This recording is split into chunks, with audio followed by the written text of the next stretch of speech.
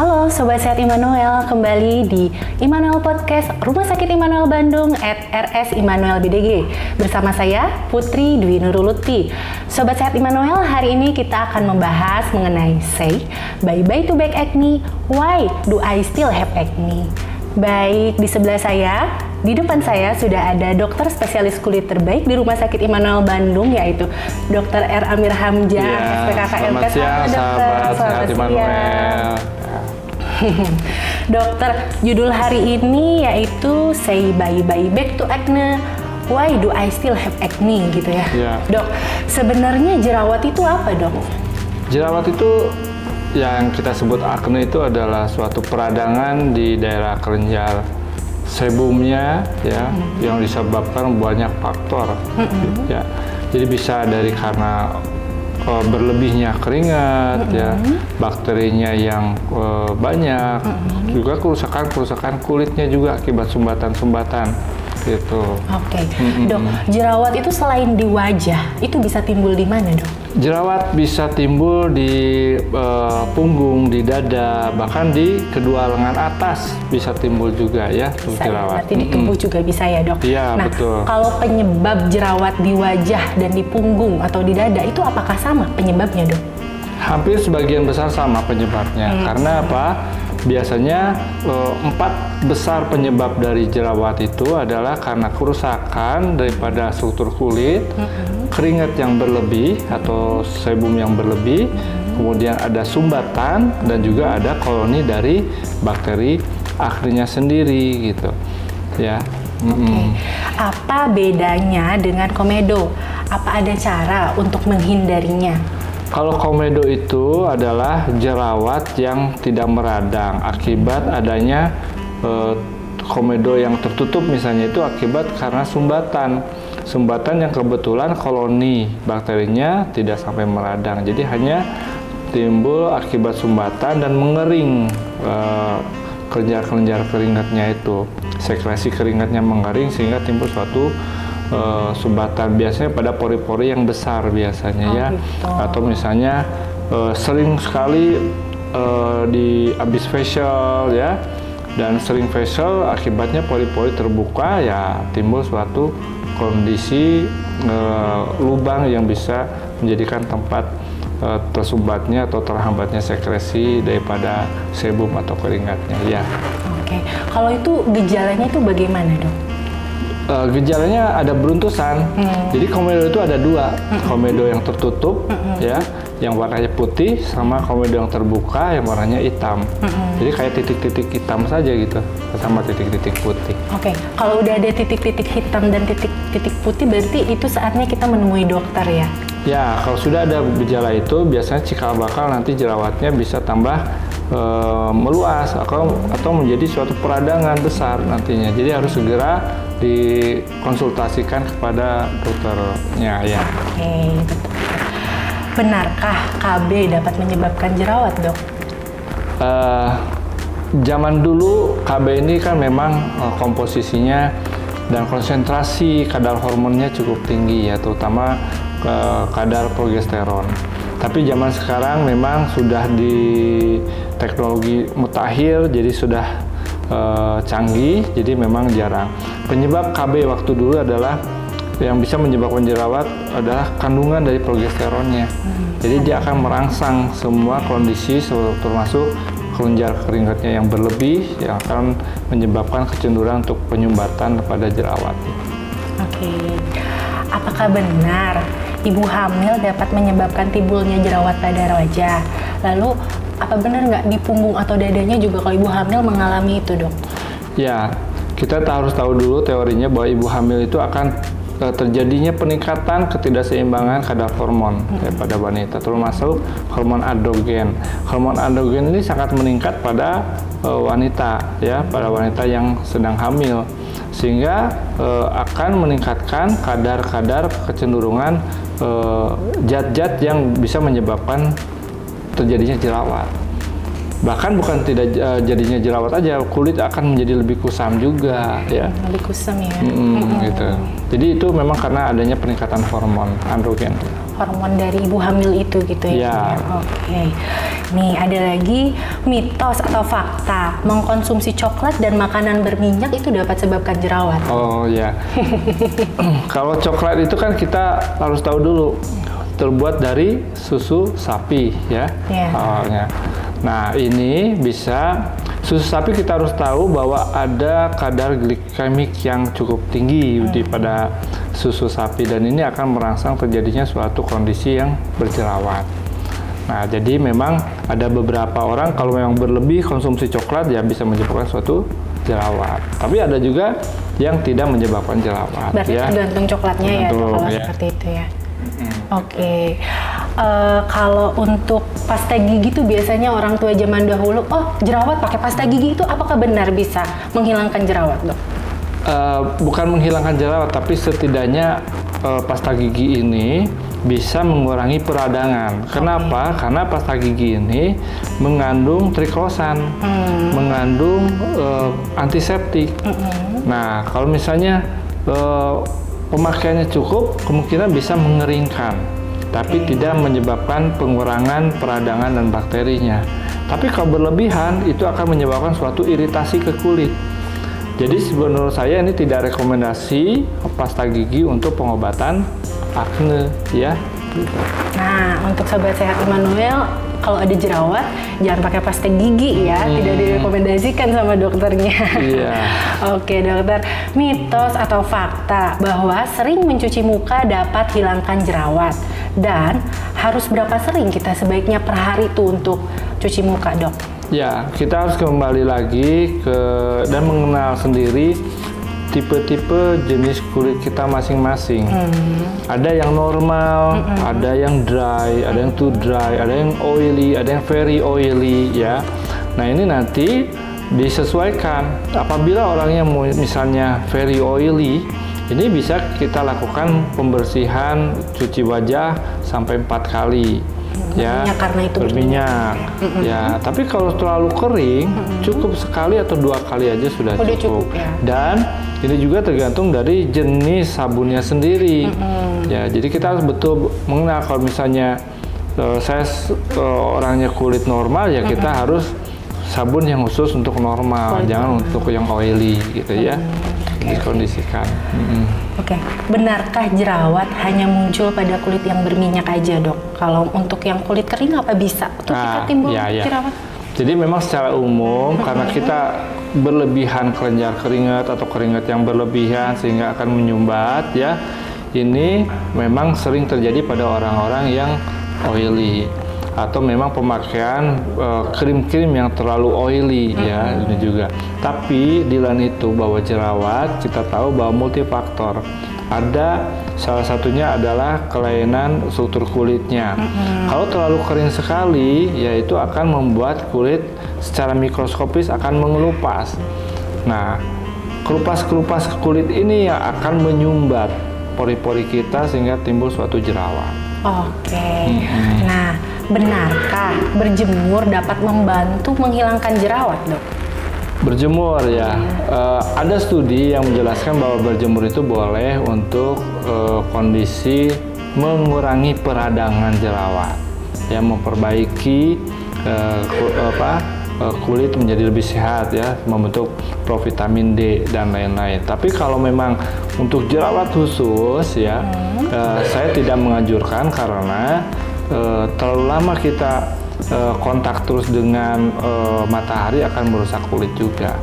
Kalau berjemur biasanya dari jam berapa ke berapa, Dok, yang baik untuk? Cukup sebetulnya 10 sampai 15 menit di pagi hari. Antara jam 8 sampai jam 10. Ya. Jadi kalau misalnya ada jerawat terus kita terus panteng sampai 1 jam ya bukannya hasilnya baik. Ya? Cukup 10 menit aja karena kita akan membunuh bakteri aknenya ya gitu. Siap. Apakah boleh, Dok, kalau kita mencet-mencet jerawat gitu? Kadang kan kalau jerawat tuh suka gemesin gitu ya, pengen kita untuk mencet itu boleh nggak, Dok? Disarankan nggak kalau? Ini sebetulnya jerawat ini berhubungan dengan psikologi ya, psikis kita masing-masing. Kalau kita sering ngaca akan terus melihat tiap hari kemajuan jerawatnya sendiri. Jadi kok masih ada, akhirnya kita pijit biar keluar ya. Tapi tanpa kita sadari bahwa itu akan membuat robeknya kulit secara mikroskopis sehingga timbul suatu ketidaksempurnaan penyembuhan sehingga timbulnya suatu bolong-bolong atau scar. Nah ini yang kita bahaya. Bahkan bisa jadi kalau misalnya jerawat dipijit tapi nggak keluar maksimal bisa menyebabkan suatu infeksi yang lebih luas lagi ya. Jadi kayak bisul besar jadinya. Ini yang bahaya ya. Untuk sobat sehat Immanuel makanya tidak boleh memencet jerawat ya karena itu tentunya bahaya ya dok ya. Oke, nggak boleh mencet-mencet, kalau bisa jangan dulu ngaca. Takutnya kan gatel gitu kita tangannya pengen mencet jerawat gitu. Oke dokter, apa harus berhenti memakai riasan wajah kalau tidak ingin jerawat dok? Riasan wajah tidak selalu 100% menyebabkan suatu jerawat ya, kecuali kalau memang kondisi jerawat misalnya ada yang jerawat besar, jerawat sangat berat, ya kita usahakan untuk tidak memakai riasan dulu. Dan kita harus mengetahui dulu bahwa riasan yang mana yang cocok buat kita. Jadi jangan terlalu double apply ya. Sekarang banyak kan concealer apa ya, CC cream, BB cream. Kalau memang punya prone acne atau memang wajahnya kecenderungan untuk berjerawat, lebih baik memakai bedak powder. Lebih bagus lagi yang mengandung anti acne-nya. Itu yang maksimal, jangan yang terlalu berat-berat. Ya. Kadang mungkin itu tidak ada apa dok, nafas lah gitu ya, kulit tuh gimana sih tidak ada? Ya, kita harus memberi nafas juga. Kalau terlalu berat-berat malah jadi sumbatan nantinya, jadi timbulnya suatu peradangan. Oke dokter. Mengapa berapa orang dewasa itu memiliki jerawat? Apakah stres itu pemicunya dok? Ya, orang dewasa itu belum tentu karena stres juga. Memang salah satu penyebab dari jerawatan adalah stres ya. Stres ini akan meningkatkan hormonal ya. Hormonal yang tadi saya jelaskan bahwa hormon-hormon ini akan menyebabkan suatu peningkatan kecenderungan untuk protein-protein yang bisa menyebabkan suatu jerawat. Jadi ini memang salah satu penyebab. Stres ini ada dua ya, stres fisik yaitu kelelahan, kurang tidur, sama stres psikis, pikiran. Nah ini dua-duanya harus kita olah dan manage sendiri ya, mungkin harus healing atau apa. Di luar itu memang mungkin ada hormonal atau memang ada pubertas ya, atau memang ada malasnya perawatan. Jadi tetap kombinasi, kita harus eksplor dulu penyebabnya apa. Ya. Healing juga bisa jadi untuk menghilangkan jerawat karena itu berpengaruh di stresnya ya. Karena stres itu bisa membuat hilang jerawat gitu ya dok. Oke, ada lagi nih, ada yang udah sepertinya tuh makannya bersih, hidup sehat gitu dok, dijaga, tapi kok tetap aja gitu jerawatan, itu karena apa dok? Ya itu berarti bisa jadi karena genetiknya ya, bahkan hormon yang tadi ya, pola hidup bagus, makan oke ya, tidur cukup, tapi stresnya, panikannya bagaimana? Orang kadang-kadang kalau panik bisa jadi jerawat. Stres itu bukan untuk jerawat aja, bisa terganggunya haid teratur ya, bisa karena rambut rontok, bisa karena sakit mah ya. Nah ini macam-macam. Jadi hindarilah stres. Hindari stres. Nah, banyak healing gitu ya. Banyak healing, iya betul. Biar gak stres gitu ya dok. Oke. Apakah ada komplikasi jika jerawat baik di wajah ataupun di tubuh dibiarkan atau tidak diobati dok? Ya tentu ada. Yang pertama komplikasi dari penyakitnya sendiri ya. Pertama jerawat akan meluas, menyebar dan bahkan membesar, bisa sampai masuk ke grade jerawat yang berat. Ya. Yang kedua adalah infeksi yang bisa komplikasi ya, menyebar menjadi bisul besar atau bisa menyebabkan suatu abses yang berat. Yang ketiga dari psikis, semakin nggak diobatin semakin kita minder juga. Dan apa efeknya, nggak mau keluar rumah ya, takut ya. Ini banyak kasus yang seperti itu ya. Apa perawatan terbaik untuk wajah yang berjerawat dok? Ya untuk perawatan ya sebetulnya yang ringan-ringan ya, kita kuasai dulu kita termasuk jenis kulit yang mana, normal, dry, oily atau very oily ya. Nah setelah itu kita menggunakan basic skincare-nya. Basic skincare yang memang punya kecenderungan jerawat, carilah komposisi yang mengandung niacinamide ya, itu bagus untuk jerawat. Zinc juga bisa ya. Banyakin sayuran ya, sayuran-sayuran, buah-buahan, antioksidan, terutama yang misalnya sering di punggung ya. Di punggung ini jangan terlalu ketat. Sering mandi ya, rutin rajin mandi, terus baju jangan terlalu ketat, karena terlalu ketatnya baju atau pakaian akan merusak struktur kulit dan situ terjadi suatu sumbatan ya. Nah, ini harus dikoordinasikan ya. Jadi harus kita mengenal dulu jenis kita, jangan sosok tahu juga, dan jangan terlalu tergoda oleh teman-teman. Teman-teman online pakai ini, kita ikut nyoba-nyoba, karena kita belum tahu teman kamu sama kamu sendiri kulitnya sama. Beda jenis kulit ya, Dok. Apakah jerawat dapat hilang selamanya, Dok? Jerawat ini yang tadi saya bilang dipengaruhi sangat besar 80% oleh hormon. Jadi kalau dikatakan bisa hilang, ya bisa untuk sementara. Tapi kita harus maintain untuk perawatan. Banyak orang yang bilang ini ketergantungan, tapi kata itu adalah salah kaprah, karena kita hidup dengan diselubungi oleh sel-sel hidup juga. Jadi kalau misalnya jerawat sudah bagus, kita biarkan dan penyebabnya masih ada, multifaktor akan timbul kembali, bahkan bisa jadi lebih banyak. Jadi kita harus maintain dan koordinasikan dengan dokter yang merawatnya. Jangan langsung tiba-tiba sudah bagus pindah ke produk-produk online atau produk-produk yang biasa. Karena itu akan menyebabkan suatu ketidakseimbangan, kulit menjadi kaget dan timbul suatu jerawat yang lebih parah lagi. Ya. Bagaimana caranya agar jerawat tidak timbul kembali? Tadi kan perawatan ya, Dok. Perawatannya bisa. Apa perbedaan filling back acne dan filling acne? Oh iya. Jadi salah satu terapi untuk jerawat itu adalah pengelupasan dengan larutan kimiawi ya. Nah, biasanya kita rutinkan dengan larutan kimia pada wajah ya sama badan. Yang berbeda adalah karena tipikal ketebalan kulit wajah dan ketebalan kulit punggung ini berbeda, sehingga konsentrasi larutannya sendiri akan lebih berbeda lagi ya. Wajah biasanya akan lebih kecil konsentrasinya dibandingkan yang untuk punggung. Itu hanya berbeda itu saja sebetulnya ya. Itu kalau prosedurnya sama, Dok? Prosedurnya sama. Jadi biasanya kalau wajah lebih ke arah agak sedikit dibaalin dulu ya, biar karena persarapan di wajah ini cukup banyak dibandingkan dengan di punggung. Di punggung biasanya hanya kita bersihkan saja, baru kita lakukan oleskan. Hanya berbeda itu saja. Ya. Dok, apakah prosedur ini menyakitkan? Untuk wajah biasanya agak sedikit perih-perih ya, tingling atau renyem-renyem.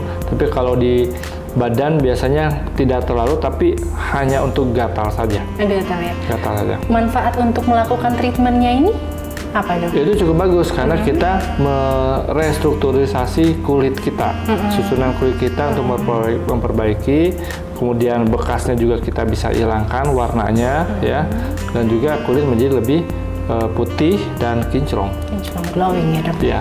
Ada efek sampingnya kan? Ya itu efek sampingnya itu biasanya untuk perih pada saat tindakan agak perih, agak gatal. Untuk wajah biasanya dalam 2-5 hari agak sedikit ngelupas.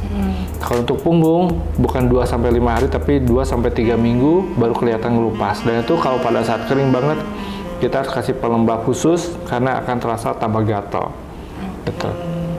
Apakah boleh treatment ini dilakukan pada ibu hamil atau ibu menyusui, Dok? Ya ini masih kontroversi, tapi menurut studi ya memang ada beberapa kandungan yang dilarang untuk pada wanita hamil atau ibu sui ya. Tapi ada juga beberapa yang seperti AHBH itu diperbolehkan, cuman masih butuh penelitian lebih lanjut. Jadi saran saya pada saat ibu menyusui dan hamil sebaiknya tidak melakukan proses chemical atau chemical peeling atau pengelupasan kulit ya. Jangan dulu ya, Dok ya. Apa yang dirasakan secara langsung setelah dilakukan treatment ini, Dok? Secara langsung sih tidak bisa. Mungkin ada proses beberapa hari akan terlihat kulit matinya akan melupas, kulit menjadi tampak lebih muda, lebih cerah, lebih segar ya. Untuk jerawat bisa lebih cepat keringnya ya.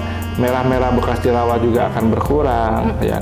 Dan ini harus dilakukan bukan cuma sekali tapi berkala untuk memaksimalkan perawatannya sendiri ya. Oke. Apakah prosedur ini harus diulang? Ya, diulang bagusnya sekitar rata-rata antara 2-4 minggu. Dilihat dari kondisi tipe kulit pasiennya sendiri nantinya ya. Oke. Perlu waktu berapa lama untuk menghasilkan wajah atau badan bersih bebas jerawat? Ya, dari awal datang jerawat sampai kesembuhan rata-rata biasanya 3-4 bulan. Ya, saya nggak akan kasih kondisi paling cepat misalnya 1 bulan. Itu karena banyak faktor ya, pola hidup juga pengaruh. Jadi biasanya rata-rata 3-4 bulan akan terlihat ada perbaikan yang sangat signifikan. Treatment ini apakah bisa dilakukan di rumah, dokter? Ada peeling yang khusus di rumah, tapi konsentrasinya yang kita cari aman untuk kondisi kulit sendiri. Karena kondisi yang seperti ini sebaiknya dilakukan di klinik atau di rumah sakit yang sudah mempunyai chemical peeling. Ya. Makanan yang sebaiknya dikonsumsi untuk kulit yang berjerawat itu makanan seperti apa, ya. Dok? Ada beberapa yang paling utama adalah misalnya kita konsumsi antioksidan ya, itu banyak di buah-buahan dan sayuran. Ya, kacang-kacangan sebetulnya ada dilema karena dia sebetulnya mengandung zinc, itu bagus juga ya. Terus kemudian makanan yang mengandung kadar glikemik yang rendah itu baik untuk jerawat. Oh gitu. Tapi yang lainnya, misalnya yang makanan berminyak itu nggak masalah, gitu ya. Makanan yang pedas kita harus hindari karena pedas ini akan merangsang kita tambah berkeringat kan ya. Nah, tambah berkeringat malah tambah ada kecenderungan untuk sumbatan-sumbatan dan berkembang biaknya bakteri akne ini. Gitu. Nah, untuk Sobat Sehat Immanuel jangan dulu makan pedas ya kalau lagi berjerawat. Oke, Dok, saya minta tips supaya jerawat menghilang selamanya itu bagaimana, Dok? Ya, hati-hati. Pertama, hati-hati jangan sembarangan beli online ya, karena itu bisa menyebabkan kerusakan kulit dan sumbatan yang tidak jelas nanti penyebabnya, bahkan jerawat akan makin besar.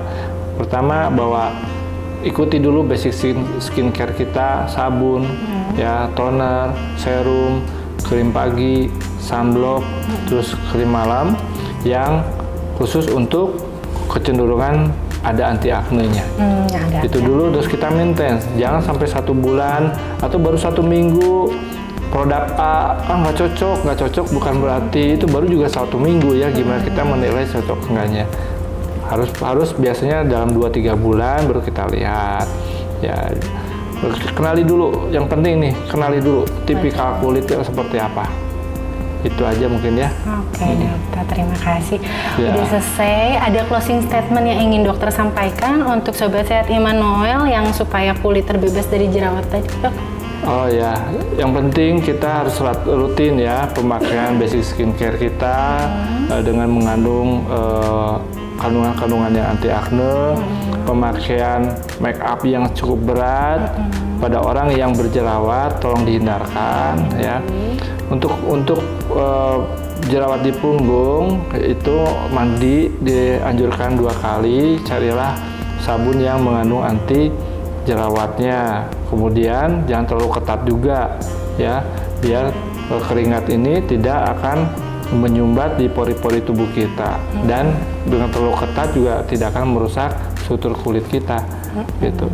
Itu aja mungkin. Oke, dokter, terima kasih. Kalau ada Sobat Sehat Immanuel yang ingin konsultasi dengan dokter, itu dapat ditemui di mana, Dok? Ya, saya ada di sini. Ada di Rumah Sakit Immanuel Bandung dari jam berapa sampai jam berapa, Dok? Biasanya pagi saya ada. Pagi ya.